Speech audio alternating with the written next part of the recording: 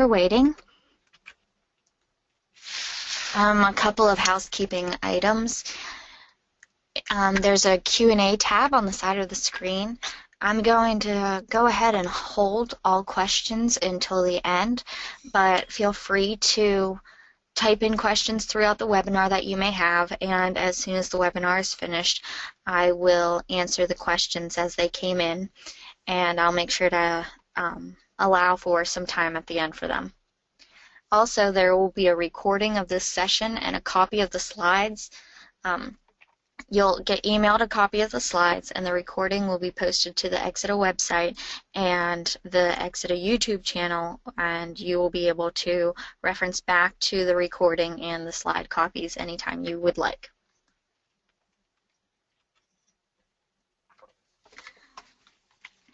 So today we're going to talk about what an architectural constraint is, how it is determined, what architectural constraint is met for a device or a product, and what other factors go into a safety integrity level requirement and certification.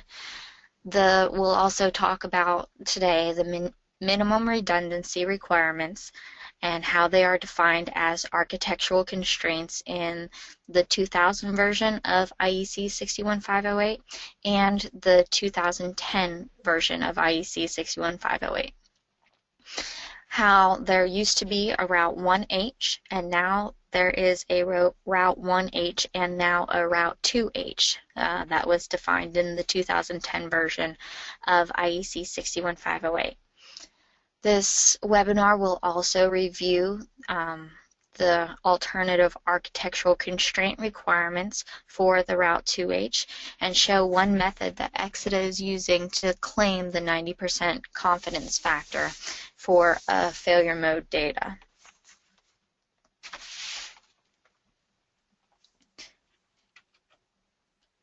My name is Lauren Stewart.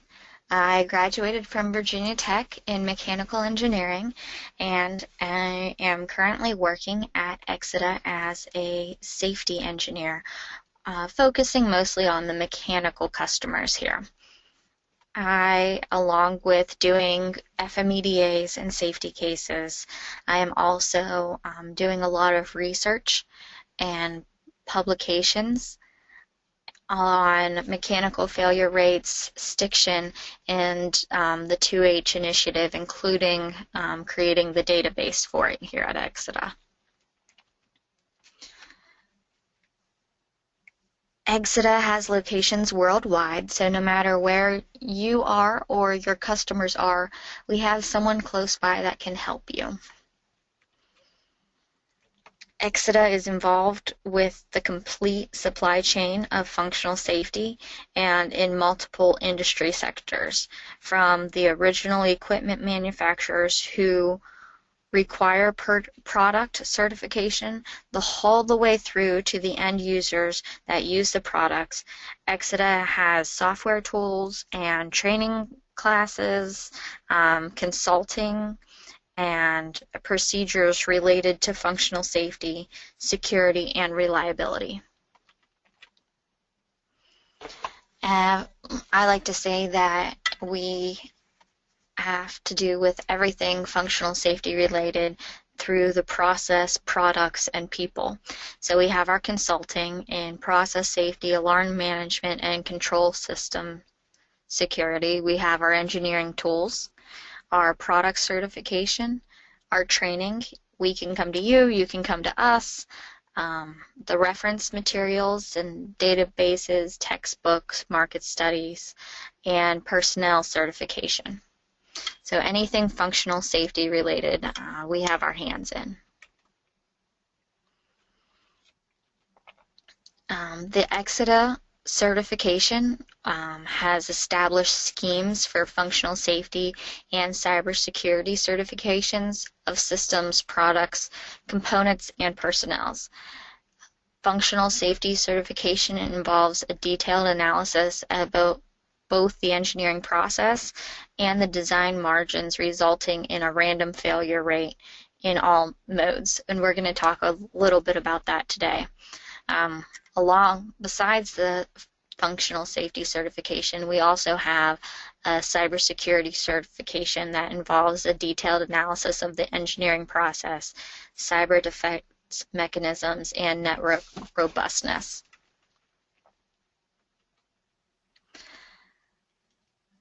We have a bunch of different reference materials published by Exida. We have our newly released SERH books, which is our database that is embedded in Excellentia in a hard copy. Also, the functional safety book is a newly released in 2015. We have the new edition of that as well. And besides all of the textbooks, Exida has a bunch of webinars, blogs, white papers, conference papers, databases, all available to help everybody understand what functional safety is and how it applies to them. Along with the reference materials, we have our engineering tools. What all started our engineering tools is Excellentia and the subsequent modules for Excellentia, including FACS, LOPA-X, and our SIL selection and verification tools. We also have our SIL alarm tool, our SIL stat tool, and our CyberFacts tool. But more for why you actually came here today. To give a better overview of what we're going to get into before we start into it, just to give you background, Exida has been gathering field failure data for over a decade. At this point, we have a total of over 200 billion unit operating hours of field data for process industry devices. This data has been used to create the 2H database for components. Exida is using the component database in the Fmeda process to predict 2H compliant failure rates for derived devices used within the defined environmental profiles. And we're going to get deeper into all of this later. This is just a little overview. The 2H, Route 2H, is an alternative to the Route 1H method, which uses minimum hardware fault tolerance tables based on safe failure fraction concepts. Route 2H is a more simplified minimum hardware fault tolerance requirement that the tables are identical to the IEC 61511 proven in use requirements. Exida will be able to apply the 2H approach on any device where we have over 100 million unit operating hours in the field data for all components within the device, and I'll explain exactly how we do that later. The advantages of using 2H approach is not only a far stronger confidence in the failure rate data, but also you're able to use the alternative minimum redundancy required tables. The 1H approach really makes sense for logic solver and other complex devices, but it is not working out for simple mechanical devices or simplified electrical and mechanical devices. And we'll take a look at why all of that is happening. But we're going to start with looking at the IEC 61511 fundamental concepts. The key objectives of IEC 61508 is to address accidents caused by creating a system to manage safety, to ensure proper technical requirements, and to ensure competent personnel are creating and running them. So users will be required to certification bodies to use 61508 to certify their equipment per the technical requirement, the process, the functional safety management process, and personnel, like having a certified safety engineer. And what we're looking for is broken out into two main concepts. You'll have your safety life cycle, which is the detailed engineering process, and you also have your probabilistic performance-based design. So if you think about it, the life cycle or the detailed engineering process, there we go, it will prevent systematic faults or design mistakes, while the hardware reliability will prevent against random failures.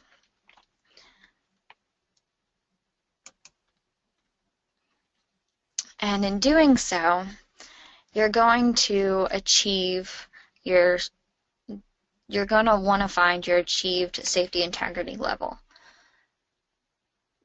From the safety integrity level is broken up into a minimum of 3 major design barriers.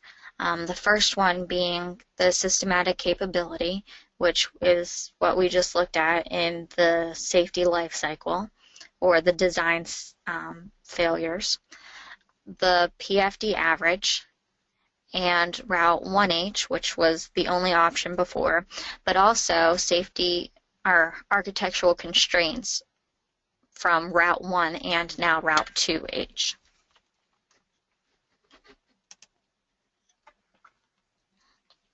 So when a SIF verification is done and completed, you're going to take a look at those 3 major barriers that we just talked about. You're going to look at the architectural constraints, your SIL capability, and the probability of failure. And only where all 3 of those are meeting SIL 3, or if it's SIL 2, where all 3 of those meet SIL 2, are you truly compliant. If you have 2 of the 3 barriers meeting SIL 3 when only one of them meets SIL 2, you have to take your lowest achieved safety integrity level, and that's what the whole system will be. So it's only where all 3 barriers are fully achieved do you achieve true compliance.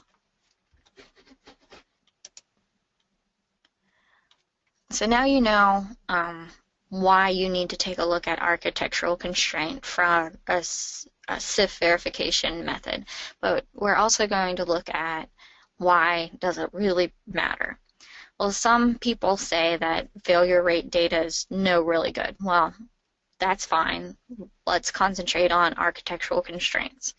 Well, what if someone uses very low failure rate data? We need to maintain design rules to ensure safety, and the probabilistic concept is not sufficient to ensure safety. So there's the component of the architectural constraints come into play in IEC 61511 and IEC 61508.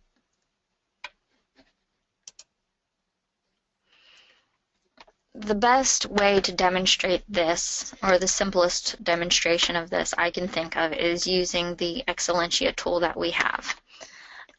First, we're gonna look at the same example done 2 ways. You can, in Excellentia, you can enter in your own information or use the database that is supplied with Excellentia to pick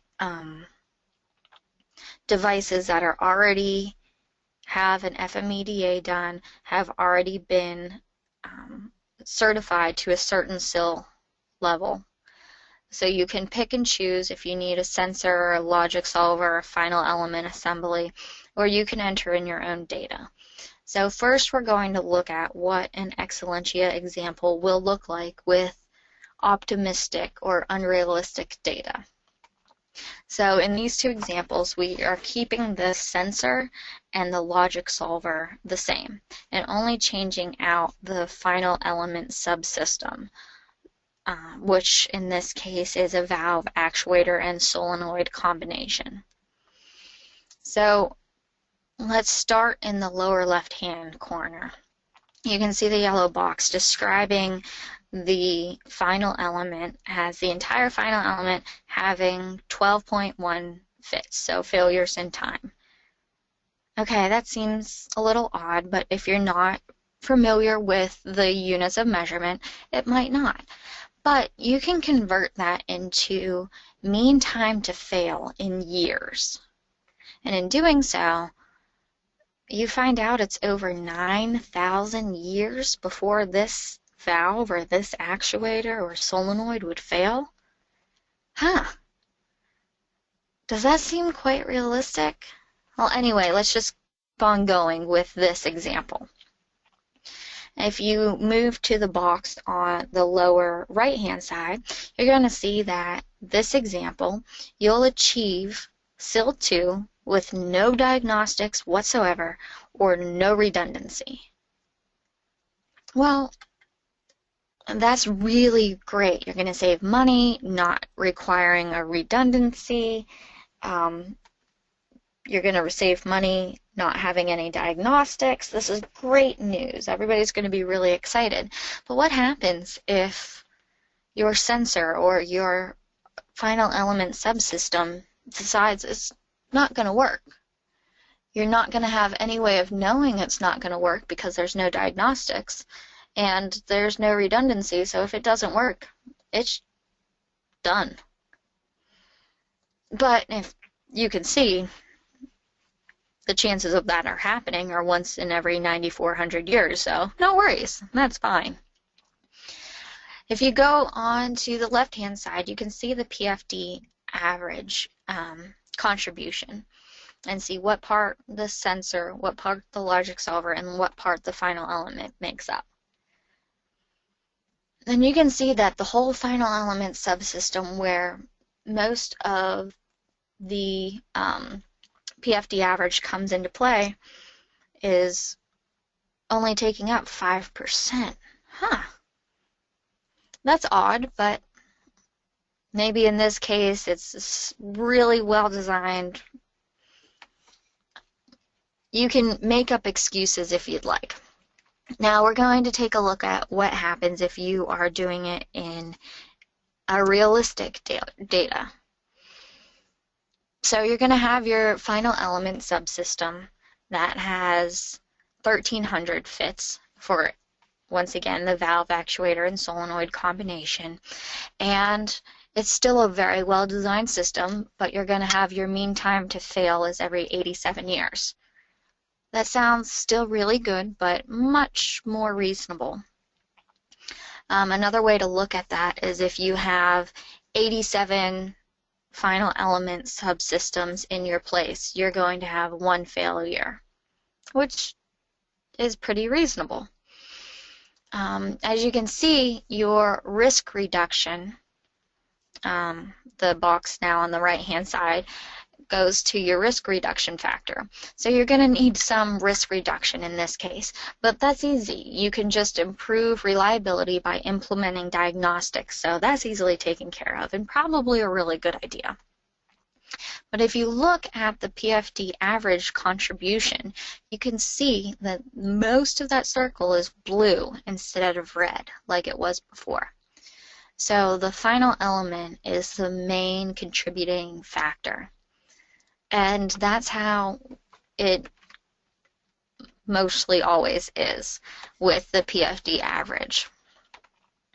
So as you can tell, there is a big difference between using realistic data and unrealistic data. So if you just have the one of those values incorrect, you can come up with wildly different observations and different results. And why is that important? Who really cares? Well, optimistic is really the same as unsafe.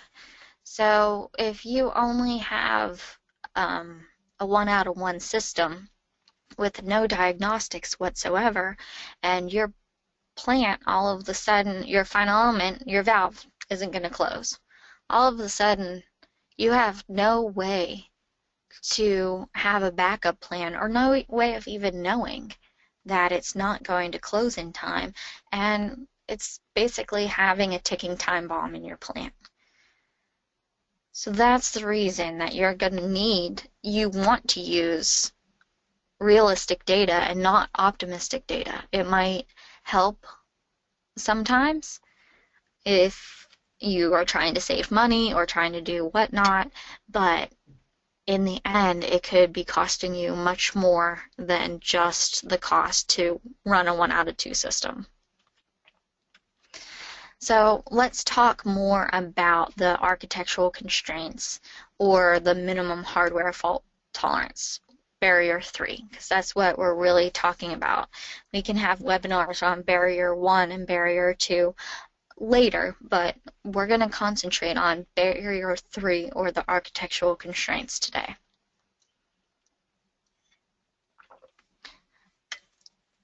A minimum redundancy requirement implemented to protect against bad failure rate data or unrealistic proof test intervals, or a number of things, unrealistic failure rates,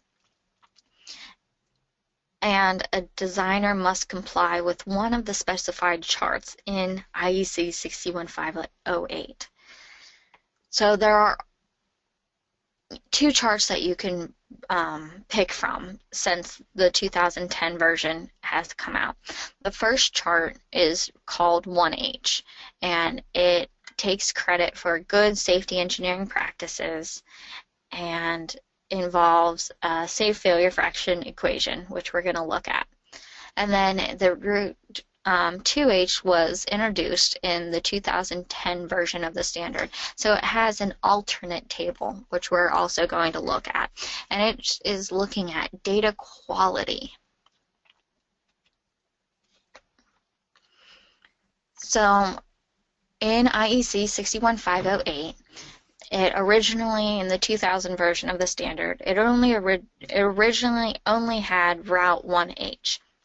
And Route 1H has to do with safe failure fraction. In the 2000 version, you might notice that the safe failure fraction looks a little different than it used to.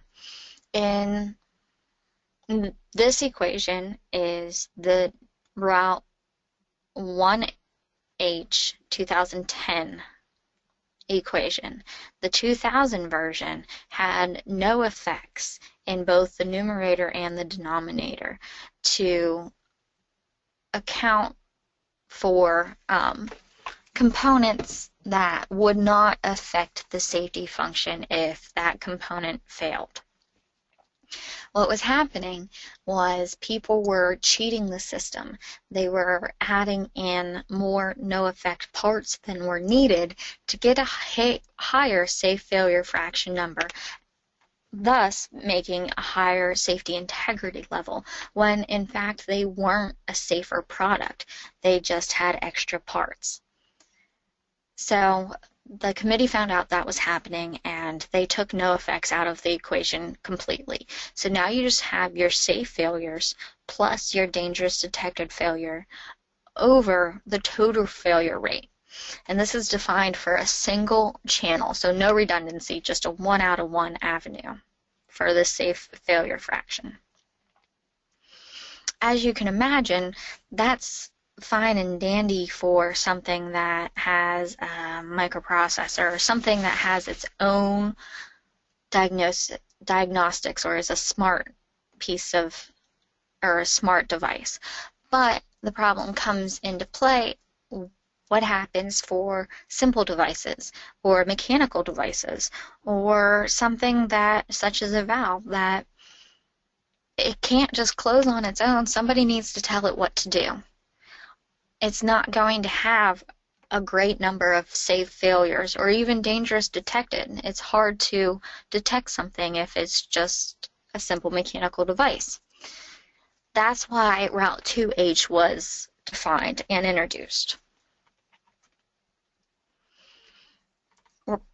Route 1H has different tables for type A and type B products.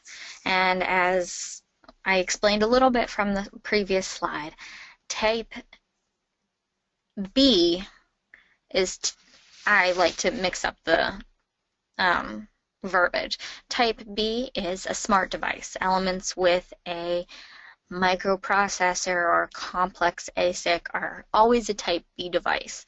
And type A is everything else. It's a simple mechanical device, something that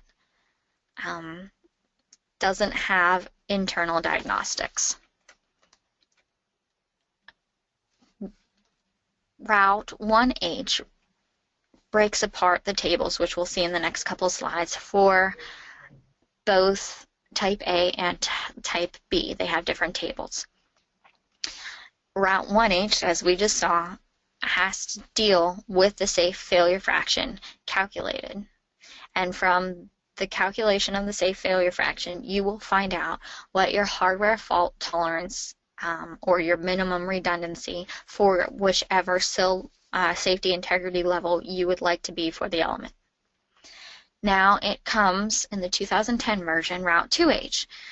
The failures are more based on a method that says that you're 90% or more confident in the results. There's no safe failure fraction anymore, and it has a simplified table for the minimum hardware fault tolerance, and it's determined by a set of rules.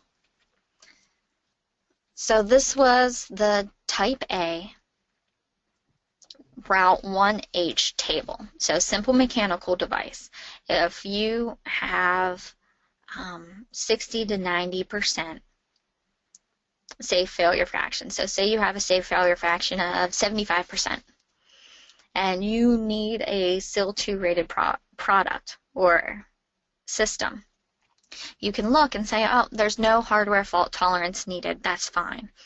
I can just do a 1 out of 1 system and we're good to go. But if you need a SIL3 rated device or system, you're going to need a hardware fault tolerance of 1 or a redundancy of 1.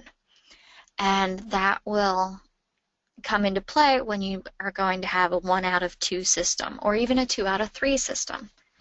Now you can see the type B subsystem, same Route 1H, everything is shifted down and over.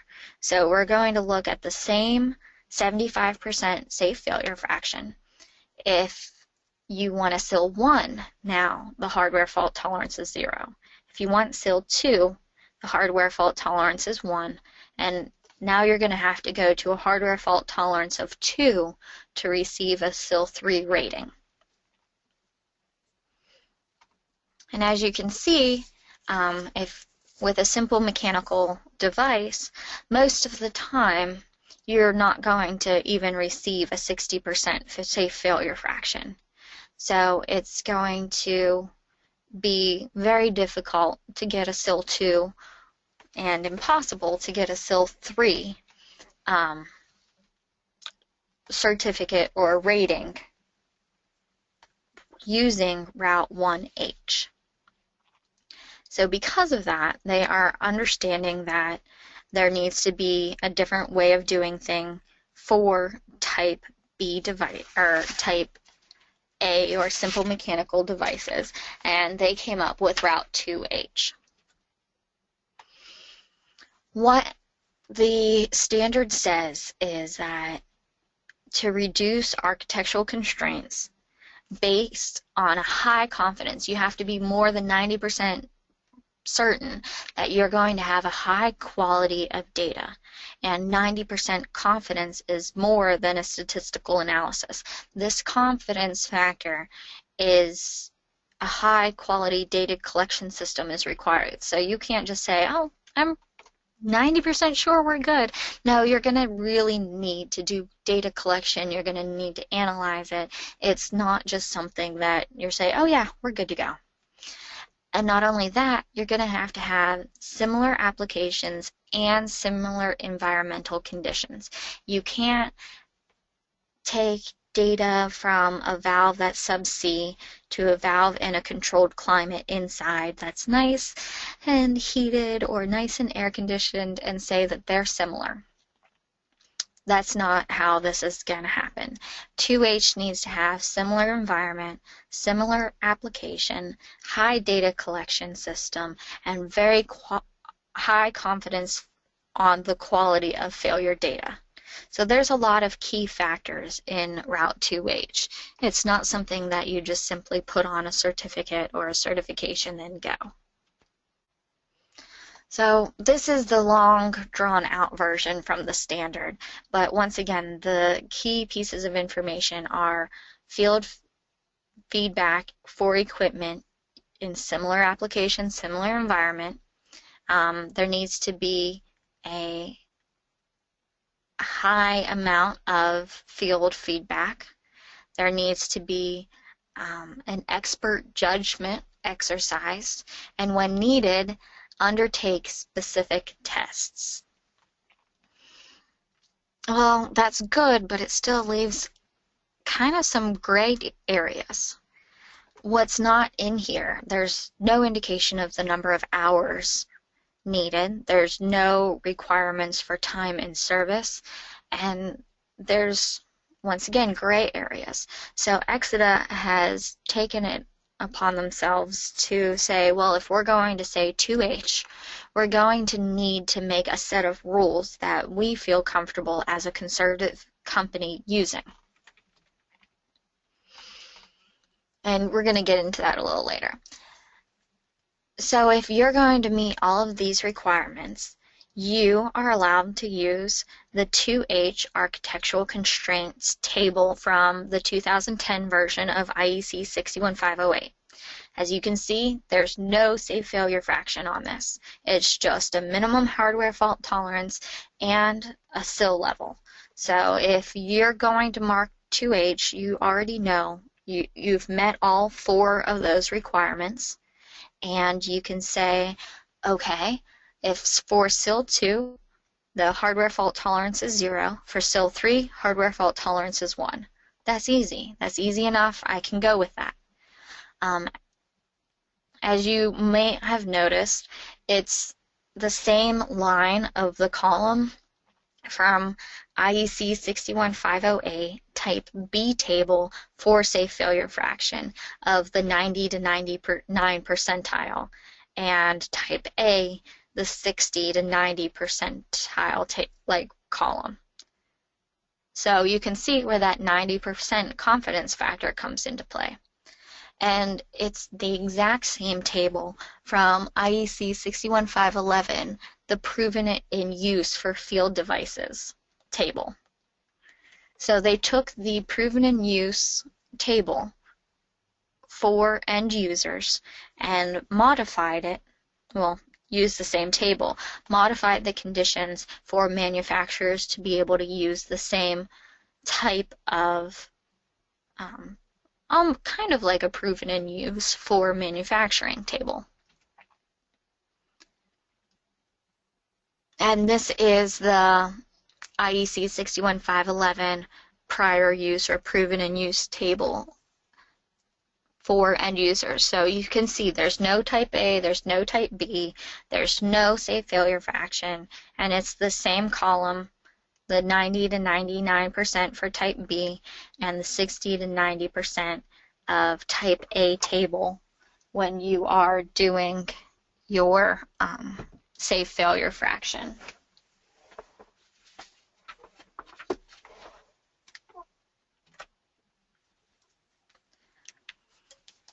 So now you might be wondering, well, how do we get good or 90% or higher failure data for 2H? Because that's one of the 4 requirements. Well, you can collect a lot of field failure data in several applications and several environments, which is kind of painstaking because I know, because I've done it. And you also need to use all published field failure data and analyze those as results. So you can't just collect data, not go through an analytical process. You need to go analyze it, put it into different application categories, different environmental categories. There's a big, long process, drawn-out process to do to make sure that you are getting good failure rate data for Route 2H. Here at Exida, like I said, because of this gray areas, we have made rules for if a product comes in Exida's doors. These are our rules for allowing it to be qualified for Route 2H. The first rule that Exida has, above and beyond IEC 61508, is each component type, each nut, each seal, each resistor has to have 100 million operating hours per product type. It needs to be documented, traceable field failure studies, field operation for 1 year or longer, and failure rate prediction from an FMEDA is done with the components of over 100 million field failure hours history.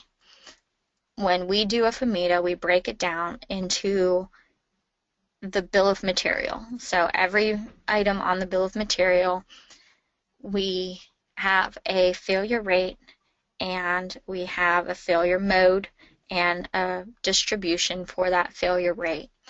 And we find how we can break it. Each one of those components on the bill of material, if every single one has been qualified by 100 million field failure hours, it is 2H qualified. If every component on the bill of material is 2H qualified, then the entire device is 2H qualified. If even one of those components is not 2H qualified, then the device is not. I got into this a little early, sorry, but what is a FMEDA? So using a component database with the component failure rates, the failure modes, and the distribution, we break it down into the bill of material. From your Fmeda, you receive a product failure rate, a product failure mode, and diagnostic coverage. And then once we have that per each device, we look at the manufacturer field failure data, and we make sure that they are both in line. So the biggest negative of an FMEDA is the component database. My mama always told me when I was younger, garbage in is garbage out. So if you have a crappy component database with unrealistic numbers or just numbers thrown together, and you're doing FMEDAs, you could be doing the most perfect job on the FMEDA, but your product failure rate, your product failure mode, and your diagnostic coverage will be garbage anyway. It won't mean anything. You're going to use that information and put it in the Excelentia tool, and you're going to get the exact type of things we just looked at on the unrealistic data. And what's going to happen? You're going to have a system that's not going to fail for over 9,000 years. So you're going to have to make sure that if an FMEDA is done, that the component database is not garbage and up to date and always updated. You have to make sure that it is what the quality that you're expecting. Therefore, the component database must be based and calibrated, that's a big deal, and calibrated by good field failure data. So it's a perpetual circle here. You start with a detailed design information. That's used in the Fmeda analysis, which results in Fmeda results. Then you compare that to the product level. What goes into the Fmeda analysis? Field failure data, which calibrates the component database, which is used in the Fmeda analysis. And that field failure data is a root cause analysis, and you compare it all on a product level, and it just keeps on going around and around in circles. So we are constantly calibrating our component database, thus constantly evaluating and tweaking the information used in an FMEDA analysis. So how is that? Why does that matter? Well, it matters because 200 billion unit operating hours is a lot. So after several hundred field failure studies of both end users and manufacturer data sets that represent more, well, way over 200 billion operating hours, Exida has not only updated the component failure rate database to constantly improve the model, but also identified and updated the model when differences between the model and the results are explained. So once again, this keeps on just going around in a circle, always improving itself. And we talked about this a little bit already, but what does 2H have to do with a Fmeda? Well, the failure rates and failure modes of every component in a device have a documented field history of over 100 million operating hours. So each seal, each different type of seal that we've come across, we have history of it. Each nut, each bolt, each resistor, we have a history of it, and we've created a database.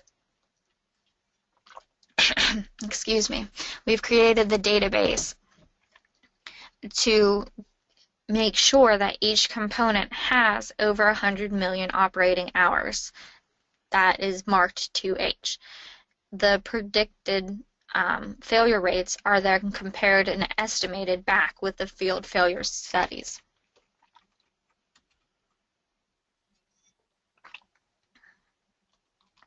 So how important are architectural constraints? Well, the other two barriers make up for it. Does it really make a difference? And how often will the architectural constraints limit the actual safety integrity level of a design? Well, we've researched that as well. Exida has studied of over 50,000 SIF designs, and we found 15% are limited by the architectural constraints, 15% are limited by the PFD average, but 70% is the architectural constraints is equal to the PFD average. Roughly 95% used Excellentia, the SCRH failure data from the Fmeda analysis, and only 5% use the my own failure data that you could enter your own failure rates in while computing this. So that just goes to show that most people there's only a few people that are using the my own failure data that could potentially get grossly optimistic designs out of Excellentia.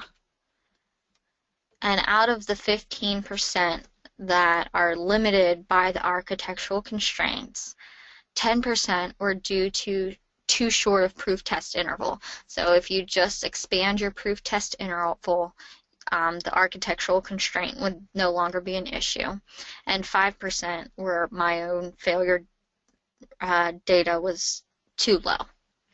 So using realistic failure rate data like Excellentia FMEDA failure rates, the PFD average calculation always limited the seal level. So the architectural constraints did not improve safety. But what if unrealistic failure rates are used? Well, the first question, where did you get these that are so low? How does look back, figure out why? There might be a good reason. There might be a misunderstanding. So always go back and look at where these failure rates came from, how they were achieved, all of that. So this is one example that we received, and this happened to be an issue with failure rates derived from cycle testing. And cycle testing is great if you are in machinery and you're on a constant demand mode operation. That's great. But if you're using a high or constant demand mode application when you're only going to have one demand per year, it is grossly optimistic and just simply not valid. So make sure you look at the assumed demands per year. Make sure that it's going to match up with the demands that you are expecting in your plant. If you expect your valve to close once a year, don't use something that tested 100 demands a year, 10 demands a year, 1,000 demands a year. That's not going to give you realistic failure rates. And if you're not using realistic failure rates, then once, what my mom said, garbage in, garbage out. You're just fooling yourselves and hurting yourself. So I threw this slide in to compare the Fmeda results and other field failure results and see where everything lies. What we did was, in another one of my papers, we looked at mechanical failure rates and compared them with the Exida books to see where Exida and Exida stood. And what we found out that most people are using the Exida, they're misinterpreting the Exida books. If you actually read the multiple chapters in the beginning, you will know exactly how to use, but if you're an engineer like myself, I grab a book off the shelf, I open it up to the page, see the highlighted number, go, ooh, a number, and just go ahead and go in. Engineers don't read directions. That's like something they teach us in school that you're not supposed to do. So what we did was actually dig down deep into the information and find out what Exida was actually trying to tell us. And we found that putting together a subsystem containing a solenoid, a valve, and an actuator, we looked at ball valves and gate valves in a close-on-trip application, tight shut-off and close-on-trip together, and open-on-trip applications. You can look at the chart above, but I like the pretty colorful graphs below. I'm a visual person, so this helps me. As you can see, we plotted the Fmeda high results, the Fmeda low results, and the mean, which is in the green, along with the Exida information in orange, and compare that to a study done at a refinery and the Dow study done. And as you can see, all of the mean and averages are all falling to the same range, which is great. But you have a high and low bound also. So you can use that information to kind of fact check, like, oh, I have the Exida book here, great. I can see about where a valve, actuator, and solenoid together, labeled as valves, does mine match theirs? Or for that specific application in that environment. Or you can look at Fmeda or the refinery or the Dow study and make sure that the failure rates that you're looking at are all within the same bounds. So you're not going to use unrealistic data and get into an unsafe situation. Once again, this is just showing the constant loop that we're going through, and that the Excellentia SERH failure rate data based on Fmeda's results is calibrated with nearly 200 billion unit operating hours from field data. So when Exida Route 2H criteria is met for each component, in our database, you get a check mark. That seal is 2H. It has met the 100 million hours criteria. It's met all of the different things that it needs to. It's marked 2H. Then when a Fmeda is done, if every item on the bill of material is checked with 2H, then the whole product is marked 2H. And that's done through field failure, component database, Fmeda analysis. The component database verification is now complete, with most components showing more than 200 billion unit operating hours, and all products that have only 2H components are 2H qualified. So what does that mean? That means not every single device can be 2H. If there's a new technology out that's never been on the market before using unique designs, you're not going to be able to use 2H. And products with components that are not high volume or production was for sufficient time periods, they're not going to be a 2H qualified, and if that's the case, then you're going to have to go back to the 1H method and do the safe failure fraction calculations and use the original 1H tables for type B and type A devices. So that is the end of the webinar today, and I'm going to go ahead and look at the questions that might have come in.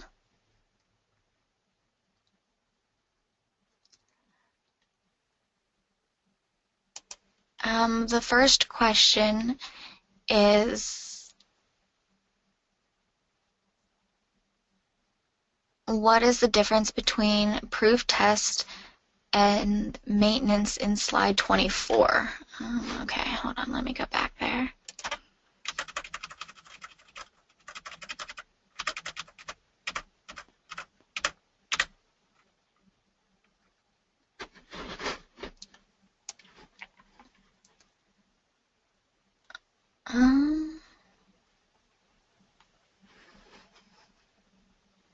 I don't see where it says either.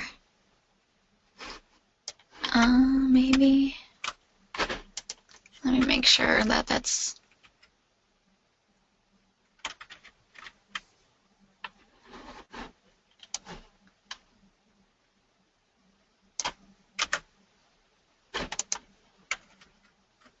Oh, on the graphics. That is in our SILSTAT program. That has to do with how our data collection tool works. That doesn't have to do with anything with 2H, or that's just how the different ways of collecting and showing the information for our SILSTAT tool. Are there any other questions right now? When using Exida proven in use data for 2H, is the basis available to ensure the data is relevant to the user's specific environmental application? Yes. When Exida is doing proven in use data for the Route 2H, we are looking at the different environmental profiles. Exida breaks environmental up into 6 different profiles, and we are looking at the different profile, and we also look at the application, if it's close on trip, open on trip application, and we have numbers for each component per environment and per application. I think that's all for all the questions for now. If anybody has questions later on, please feel free to email me, and I will answer the emails as soon as I can. I hope everybody has a good evening.